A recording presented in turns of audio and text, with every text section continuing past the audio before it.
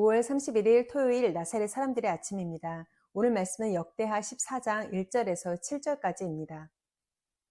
아비야가 그의 조상들과 함께 누움에 다윗 성에 장사되고 그의 아들 아사가 대신하여 왕이 되니 그의 시대에 그의 땅이 10년 동안 평안하니라.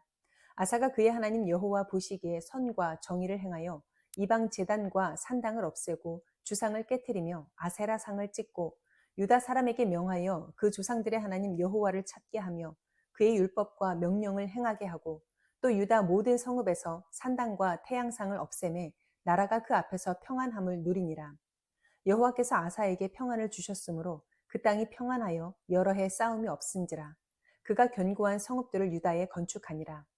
아사가 일찍이 유다 사람에게 이르되 우리가 우리 하나님 여호와를 찾았으므로 이 땅이 아직 우리 앞에 있나니 우리가 이 성읍들을 건축하고 그 주위에 성곽과 망대와 문과 빗장을 만들자.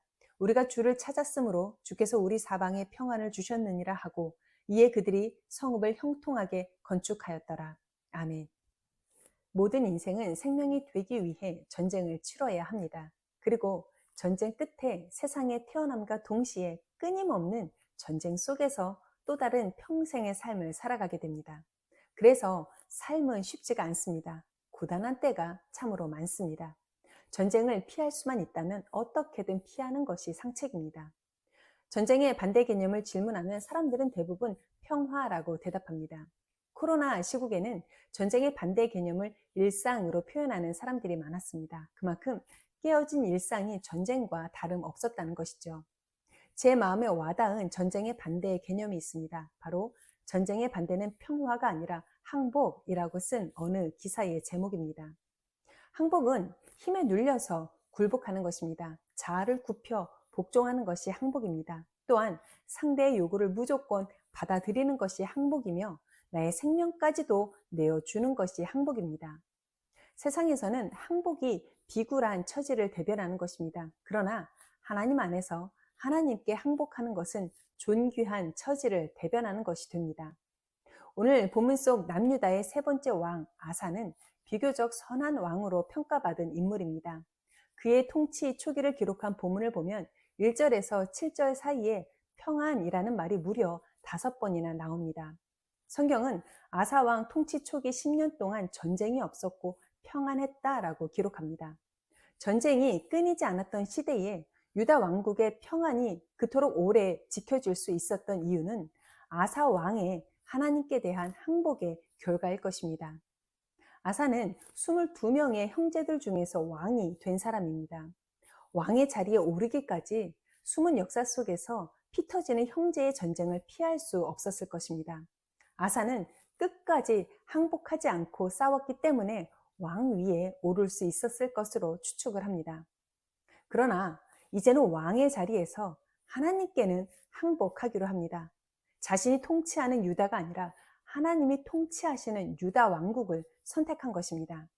아사는 자신의 뜻을 내려놓고 하나님이 기뻐하시는 선과 정의를 행하는 것으로 하나님께 항복했습니다. 하나님이 가증히 여기시는 우상을 척결하는 것으로 하나님께 항복했고 또한 백성들이 아사 왕이 아닌 하나님, 여호와 하나님만 찾도록 하는 것으로 항복했습니다. 백성들이 율법을 지키게 하고 하나님의 명령을 행하도록 하여 여호와 하나님께 대한 신앙을 회복하는 것으로 하나님께 항복했습니다.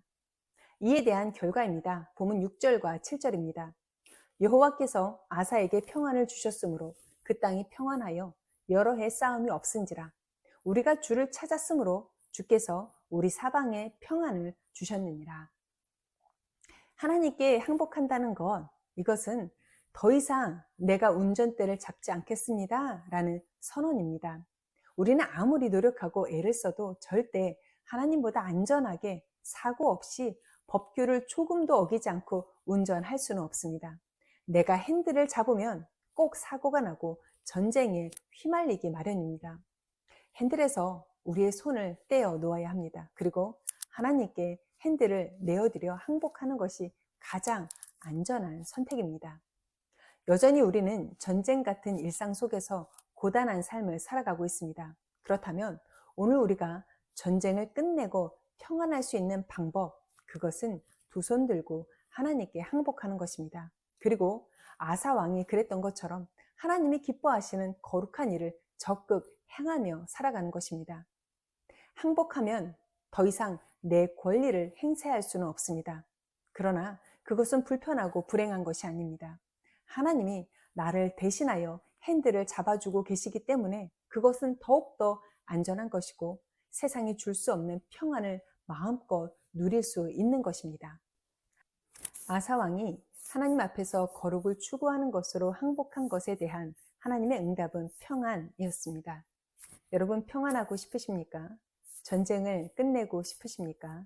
그렇다면 두 손 들고 하나님 앞에 항복할 수 있기를 바랍니다.